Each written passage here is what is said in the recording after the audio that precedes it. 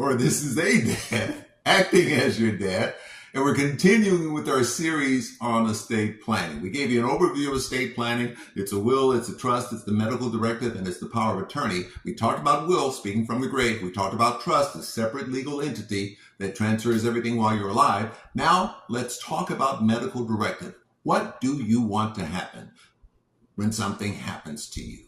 What if you can't speak to your care? Like most families, you've lost loved ones, right? We all have. And remember being in that grief room and all of you guys are crying and looking at each other. And what if you don't know what your person would want to do? Specifically, let's say someone's in a coma. Should you unplug them? Should you wait 30 days? Should you wait forever and hope for the miracle?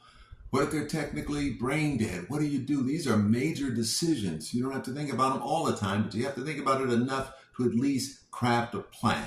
And so you or your mom or dad, someone should say, this is what I would want to happen. I want to be cremated and sprinkled in the San Francisco Bay, right? I want to be in a mausoleum because I don't want to be in the ground. And I view my body as still my body, even though I'm gone. Or I want to be in the ground, whatever the story is.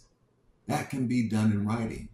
Also, there are things like non-resuscitation clauses. Now, just so you know, if you're on the side of the road, you've been in an accident, the EMTs pull up, they're going to try to get you together and make you whole and get you to the hospital. So your medical directive doesn't kick in while you're on the side of the road bleeding and being treated.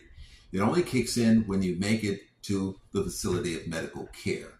So again, you can specify, like a lot of folks, when they pass, they don't want to, in those last days where you're in pain and then morphine fogged in pain.